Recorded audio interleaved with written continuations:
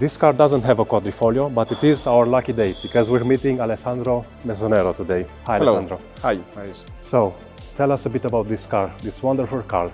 Thank you very much. Well, first of all, we created the Junior with the team in Centro Stile, the same team that created the 33 Stradale and the same team that is creating the new Stelvio and new Giulia that you will see next year and the year after.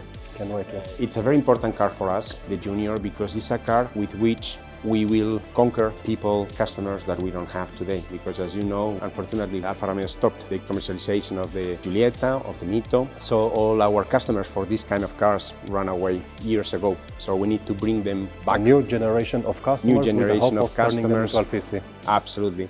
And hopefully also to be liked, we would like to attract and to keep the Alfisti of long date. And for instance, I can tell you something is that some of the 33 Stradale customers, I cannot tell you how many, but bought actually a Junior also for the family. I was imagining that because that would be a perfect garage with the extremes, like having the cheapest car, so to speak, and the most expensive car in the Alfa Romeo range. It's a car that I think will do the job of, let's say, as an entry door for the brand. And what we have done actually is to put the spirit of Alfa Romeo in it, but a spirit which is a little bit renewed, let's say, and also for this typology of car, because it's a small car, and I always say it's like the small brother, it's like the junior brother of a family. So it's a little bit the one that has a strong character, a bit rebellious. A little bit rebellious, so breaking some codes, like for instance on the front end, not actually the shape, the outer shape of the Scudetto, but what's happening inside. We have two proposals for the Scudetto, that what we call it more progressive, so we have the big logo of Alfa Romeo that takes the shape of an air intake. We have also another Scudetto for the hybrid versions, which has a very nice Alfa Romeo classical writing. Logo, yep. We have the 3x3 elements for the lighting. Personally, I love the 3x3 lights. For me, it should be a signature of Alfa Romeo. It is, and I can tell you in the next cars, so Stelvio and Giulia, we will have it, but let's say it's like pasta. So we cook it with this sauce, and we will cook it with another sauce for the Stelvio and Giulia. That's we will good to hear. Kind of reinterpret the 3x3 in different ways, because design is something that has to evolve. If you don't evolve, you become obsolete. So expect the idea to be kept, but the way we actually put it on the cars will be evolving. Different each time. Absolutely. Yeah, that's good to hear. And then we have this horizontality that I think that is nice in Alfa Romeo, because it brings a width on the car, but also something that is very focused on the road. We have some air intakes in one side only, necessary for cooling. What I noticed, if I can interrupt you, I didn't notice in the first pictures, but this line that goes along, it's continuous. And it reminds me in a way of the GT Scalino, maybe, I don't know, maybe I'm an Alfista and I see all references, maybe it's not true, maybe it's just a line. But the way I see it, the way it runs along the headlights and above the Scudetto. It is a little bit that, and the idea was also to create the sensation that the bumper goes inside and then the hood just stays above. Okay. Creating this kind of a small Scalino. A lot of sculpture on the hood, and you were talking about the Scalino, about the GT, Giulia, and we have something that here, or we also got inspired from that, from the movement that you have on the GT before the crease of the fender. So a lot of sculpture, something that you can see, by the way, when you're driving, you see the hood, you see the sculpture. It's something that allows the car to look very much alive, because it depends on the light that you have a different impression always, because the way the light and the shadow works. So something very alpha, something very human. Yeah, there is this three-dimensionality that changes, like you said, with the light and with the angle you look at it, you see different things every time. Exactly. And that you get with 3 dimensions. This is very different from from instance, from what the other cars like Volvo, Volkswagens, other North European brands they are doing. They are much more flat. They communicate maybe less with the eye of the people. Here we are communicating a lot with shapes. It's something you also want to touch because you want to confirm with your hands what your eyes are kind of interpreting. So this is very Alfa. This is something that... A voluptuous shape, if I may say that. Yeah. It's something that you feel in your stomach. Then on the side, I would say, first of all, the car, as you see, for me, is a kind of a compact hatch, sporty compact hatch. It's not so high. I mean, with the new technology, with the batteries, we have to get used to it. The cars are a little bit higher, so we are on 1.5 meter of height. But as you can see, it looks very compact. Actually, the proportion looks very good. We are in average. The stance is incredible. Looks planted, of course, it helps. 20-inch wheels, but it has an incredible presence. We work a lot to bring the wheels the more out possible in the body, in all versions, in this one, but also with the 18-inch wheels is the same effect. In terms of height, we are actually around 6-8 millimeters below our concurrents of this kind of segment. That's why we say that it's a sporty That will set it apart, because it will be exactly sportier. Exactly. The advantage of being a little bit higher is that actually for egress egress on the car it's more comfortable, but also when you drive, we have so many SUVs on the street, on the road today, that when you drive you are not completely down, you are a little bit more high up. From the functional point of view, I think it's a very nice architecture, very nice package. On the side, I would maybe like to mention the shoulder line that we have, what it was in the Tonale, the GT line, that here has a movement that reminds a little bit the Giulietta, sorry, with a small accent on the rear wheel. So we have the eye line that is parallel to the belt line, and then on the back creates a kind of a hunch. It brings your visual attention to the rear, almost like if it was a rear-wheel drive. Yes. And as I was saying, there is a lot of modeling around the wheel arch to make the car, to create a really nice stance on the wheels. By the way, the wheels are very nice. It amazes me how you have this creativity in Alfa Romeo. With each generation of cars, you don't reinvent the wheel. You reinvent this pattern of teledial. Like, who would have said that we had the 5 holes, right, in the Giulia and the Stelvio, and on many other cars? I wouldn't have thought that the 4 holes round pattern can look so good, and it looks brilliant. During the discussions with the designers, we said, okay, the quadrifoglio is such a nice emblem. Why not to try a wheel with that? And they're round holes, but they are not. They are a little bit more structured. It's very rare to see a wheel with 4 branches only. It's hard to like do you it. were saying, it's hard to do it because it can look very static. But the designers managed to do something that I also agree with you, looks superb. With this little line in red when the wheel turns, actually it gives you a kind nice, of moving image. a nice moving image, slightly colored in red. So it's quite interesting. One of the things that we decided as a feedback with customers of this segment and during the clinic test is that they wanted really personalize the car. So to be able to play with a different color on the roof and so on. It's not something new, of course. Yes. Since many years the industry is doing that, but it was something that is really appreciated by the kind of customers that buy this car. It contributes to the overall sporty look, it has to be said. It allows you to, by only having body color on the, let's say, on the lower part of the body, it allows you to visually lower a little bit the car also. Yes, true. Although I have to say I like it very much with the roof in body color because it emphasizes the thinness of the proportion of the window. But so we'll have both a variant with the black roof and the body colored roof. The customer can choose. Can choose. And then by creating this concept of the color roof, the consequence is to link actually the side glass to the rear window through the C-pillar, where actually it was a nice place to put the Visione. Yeah, that's a nice touch. Very proud of our emblem. Again, I think we have probably one of the best emblems in the industry. And this is a nice touch because you see it but you don't see it. It's not too literal. It changes also the perception when you look at it from different angles. And one thing I would like to bring the attention, maybe Marius is in this area here, which I think is very sophisticated, and this kind of thing is what it sets apart from the other SUVs or from the other cars in this segment on the market, because it's quite sophisticated. As you can see, there is the line that fades out to arrive to the rear lamp with this round section. It's a kind of a muzzle. It's a section that is very evolutive. By having actually the line that goes inside to create the rear window, it allows the body color to roll into the center of the car.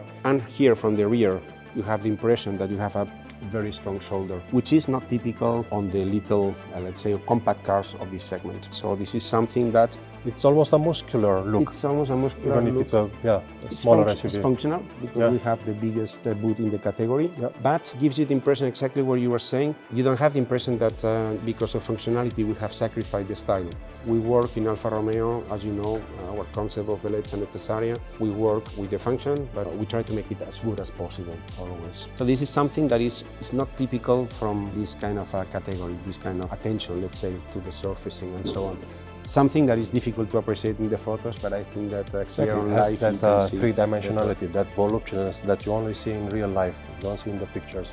Yeah. And then it takes me to the rear where, as I was saying, one important thing was to create this inverted rear window to give the impression of speed and to create these shoulders wrapping the car at the back. And by doing so, we decided to link visually the rear window with the spoiler, very important for aerodynamics here. As you can see, if you go a little bit down, you will see that it sticks out of the volume, and the lamps. So all in one element that creates at the same time the coda tronca. Some people say it remembers or reminds them a little bit of Zagato, this car or the other, even a little bit of the Alfa Sud, you know, and it's right.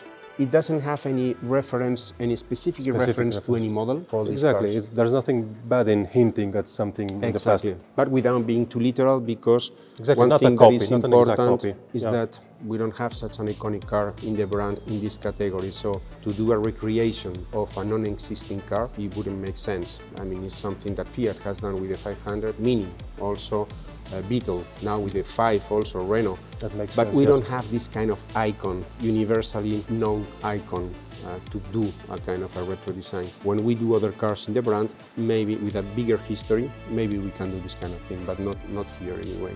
I love the script Alfa Romeo. Yes. We have the nicest emblem in the automotive industry and we have the nicest script. And it's great to see it back in use. This actually came in a presentation we did to our CEO. I said, okay, we have a beautiful emblem, we have it all around the car, but when you are in the traffic, I mean, you spend a lot of time behind the cars and then you see the emblem, you see the name of the brand and so on. And we have this Alfa Romeo Scritta in Alfa Romeo that is absolutely wonderful. So we said, why not to put the real Alfa Romeo name instead of the logo, just at the back. Yes. So it's something that is new. It's something that we did, by the way, in the 33 Stradale. True. Yeah. Something that we do here, and we will do also in Stelvio and Giulia. So something that is quite new for us, but we believe it's something pretty nice. You want to take a look to the interior? I was just going to ask you one thing, if I may. Yes. In the first photos, we had the Milano script yes. here. Are you going to replace it with a junior name or leave it blank? Has it been decided? Can you tell me that? Yes, actually we decided not to have the name, because if we put junior we will have to also add an Alfa Romeo name, so it was too much. You'd have to. You'll be compelled to do that. Yes, we will have to, to do that. So we decided maybe not to put it. And by the way, I think at the end of the day, I feel quite happy with the junior. I think the government has made us almost a favor. I also think it fits. It was the second name in the list. Milano is fantastic, I love it. But the junior, I have to say that it was, to me, it fits the car because... Exactly, it's genuine, it fits the car exactly. It's the junior of the family. It's the junior of the family. The rebel of the family. So I love it. So it's fine. So we're not going to have the... No. That was a nice touch, in my personal view. Same. It's a nice touch. Something nice.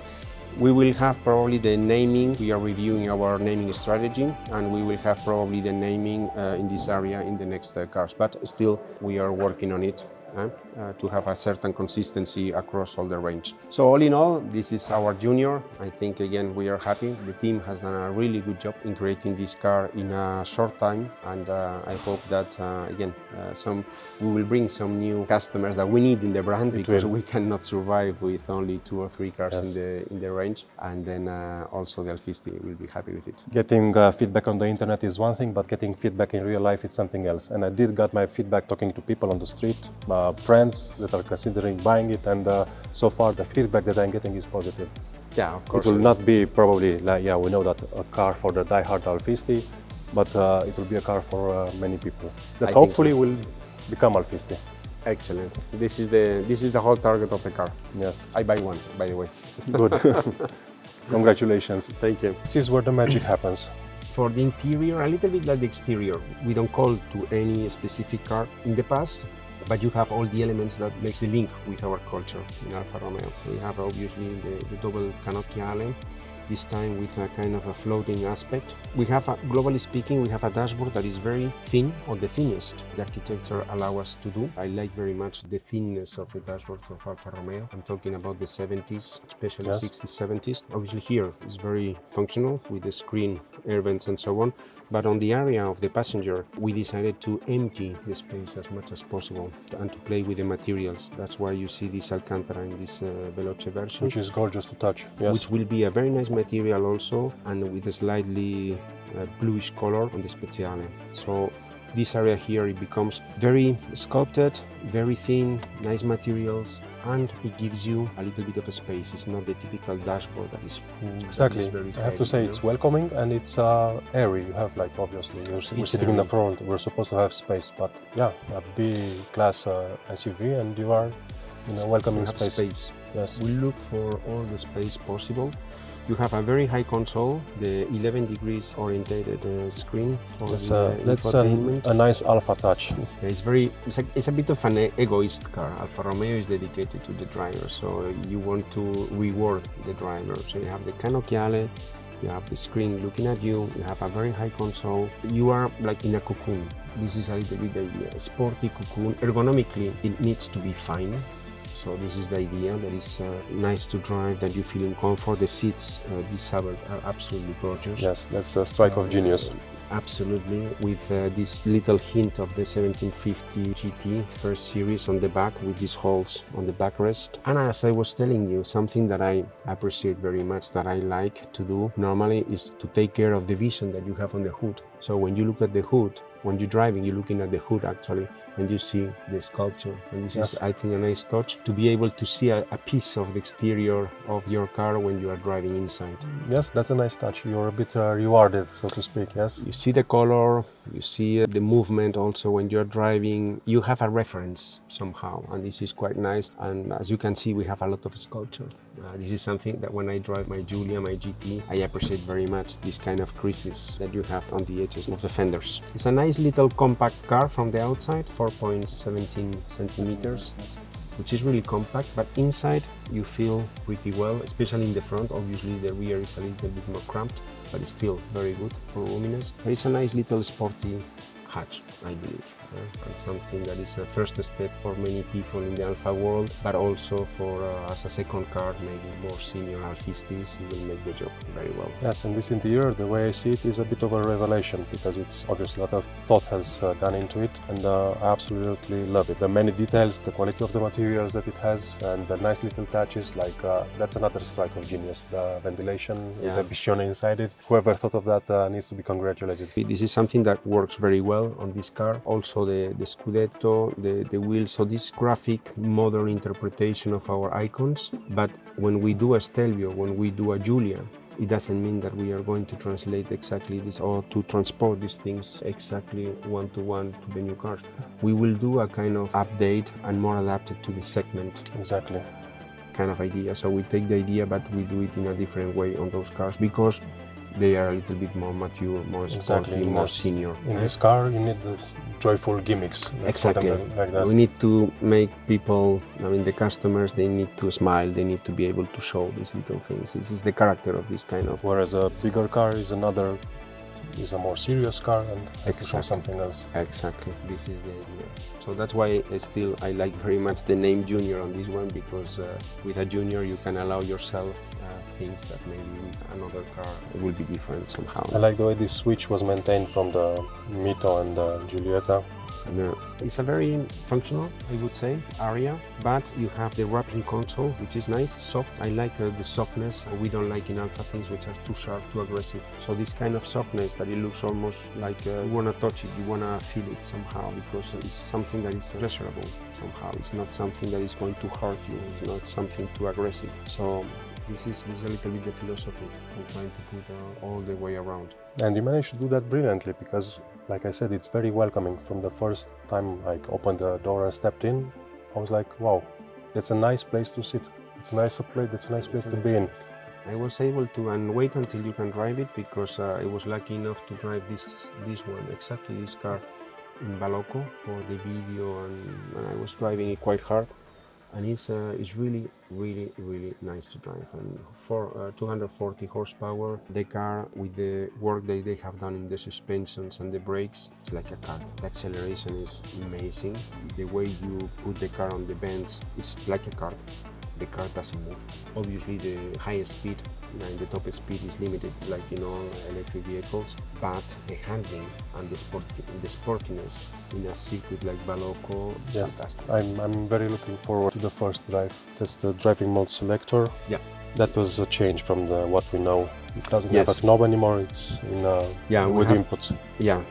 This is, let's say, for architectural reasons on this car. Actually, for the space also, we need to have a smaller command, which will be obviously in bigger cars will be different. Here you are very much constrained. Nicely integrated in line with the other ones. It's also nicely done. It looks functional. Exactly, it looks technical. Technical. Yeah. Surrounded by nice materials. The dashboard looks pretty. It's small, and you can feel that it's a small car. And it's all wrapping you. It's a slight curve, you don't see it so much in plan view, but it's really wrapping you a little bit. So it's welcoming you somehow. You feel like in a cocoon. In a cockpit, can we say that? It's not a blasphemy, because it's not a sports car per definition. It's a sportive car with a sports spirit. But the way that the screen, like you said, it's angled towards the driver, and the steering wheel and the canocchiale. This is angled to the maximum that you can do, which is 11 degrees, if it wants to be used by a passenger. Okay. That's also regulated. In reality, it's more performance, so it's more our decision. Because once you go over the 11 degrees, it becomes very awkward. Okay, it's a UX thing. So for us, it's a little bit the limit, but it gives you this nice orientation. So ergonomically for you, I think it's pretty nice how you can handle it, but I still can use it very well. And it's not the whole dashboard that moves, because it becomes very invasive. It all moves out. It's just the area that you need to. So it's very functional. With some haptics, we don't put everything on the screens. We don't like to put everything on the screens. That's a good touch. It's not that I'm old school, and being old school, you don't like digital screens. No, we live in a modern world, and we use screens. But having actual physical buttons, it's a good thing. And I heard that the legislators are coming into that, and they are going to require that some functions will have to be on buttons. Yeah, I believe also that there is a lot of debate, and there you find people who likes to have everything on the screen, and people that likes all the opposite. So it's difficult positioning for us. From my personal point of view, I think that having some basic functions nowadays with a physical haptic, it's a good thing. Yes, I agree. Especially if you're lending the car to someone, or if you are used to it, I think it's very easy to go into the screen. But if imagine, for instance, in the rental cars, imagine, for instance, if you lend the car to someone, wherever, it's so difficult to get into the system on the screens, and so easy to go directly into the physical.